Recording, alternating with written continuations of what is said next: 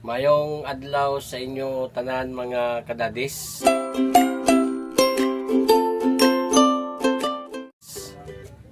Kumusta po kayo sa araw na to? God bless. Sana nasa malusog kayong mga kalagayan ngayon. At siyempre, dito naman tayo ngayon sa pagluluto. Magluto tayo ngayon ng menu ng mga namin doon sa bundok, yung adobo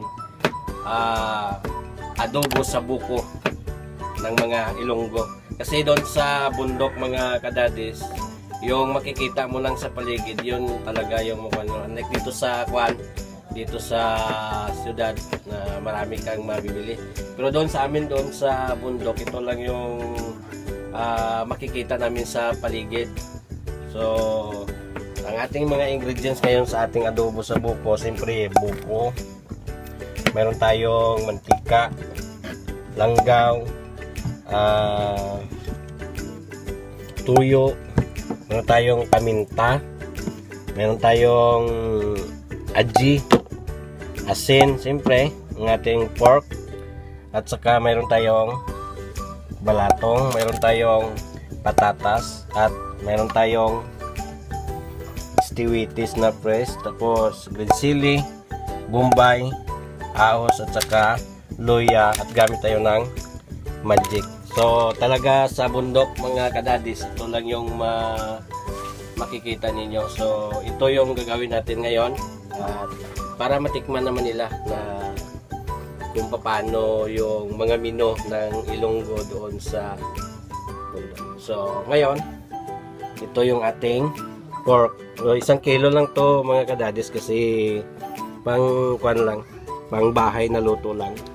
So ang gagawin natin dito mga kadadis, lagyan natin una ng ito yung tuyo. Siyempre mamaya tayo mag-asin, kasi para makuha yung karni.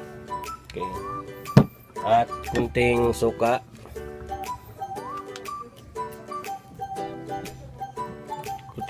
lang, at saka paminta.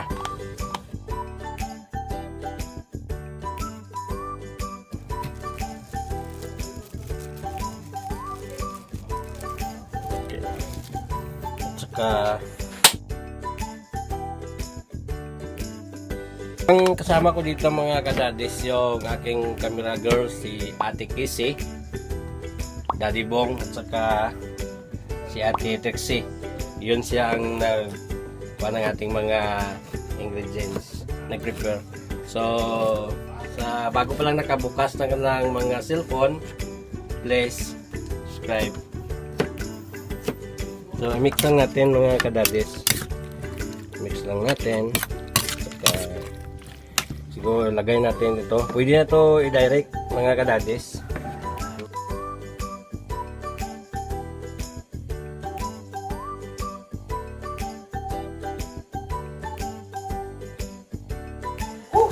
Para hindi madumihan yung lamisa, kasi naghiram lang tayo ng bahay.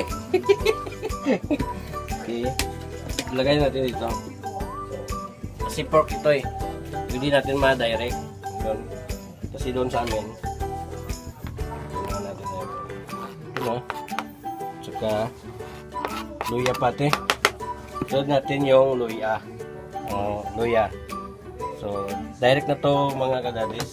At kuha natin ito magamit tayo ng mantika, kasi excuse me, kasi puro laman yung ating pork.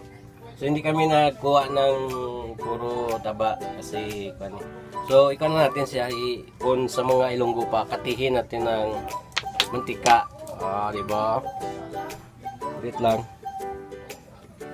Maliit lang. Para pag hubas ng mayroon sang pundo, kasi puro laman yung ating pork adobo. So ngayon, salang natin yung siyempre itong ating buko.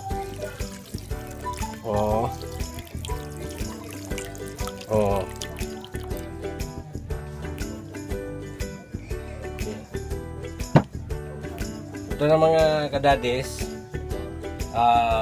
buko, ikuha natin to. kailangan pa kuluin natin ng pakuloyin hasta sa mabala yung buko para manuot sa laman. So tara, isa lang natin sa kalayo.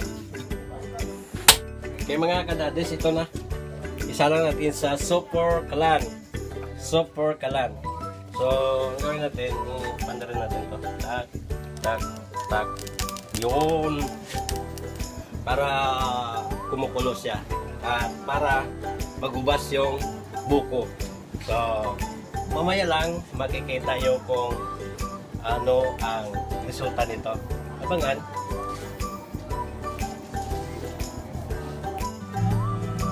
Okay mga kadades, ito na yung ating adobo sa buko. Okay? Kuha na siya na wala na yung buko. Naubos na niya kasuyo. So ngayon, ito naman yung ating stiwiti. Ito, yung first kanina. Ito na.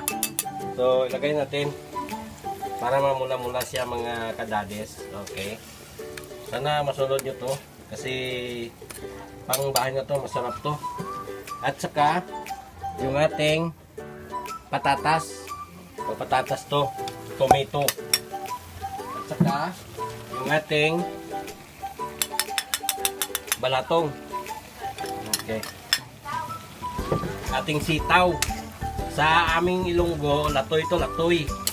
Sitaw. Saka kwan. So mixer lang natin mga kadadis. Ngayon, lagyan natin ang magic sarap.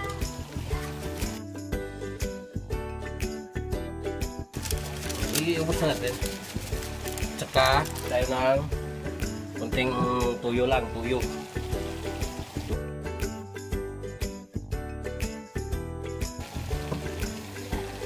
Suka.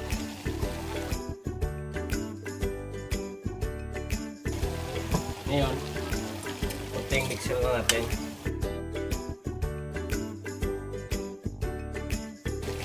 Ito yung kuha ng mga Ilonggo mga kadadis, yung recipe nila na pangbahay na luto. Kasi doon sa amin, sinasabi ko na kanina, doon sa lutong bahay ng mga Ilonggo, kapag mga adobo, kung ano lang makita yun sa paligid, kasi wala yung mga kuha, puro kuha doon wala kang bilihan.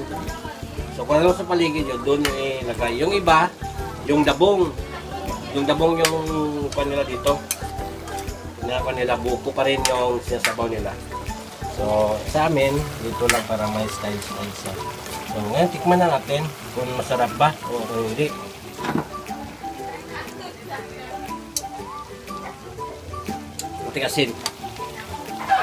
Kunting asin mga kadadis.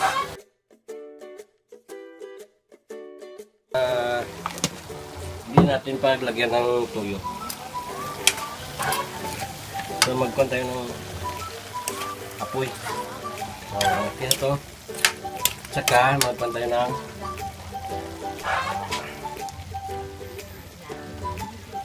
pagka nagtaka kayo kung bakit doon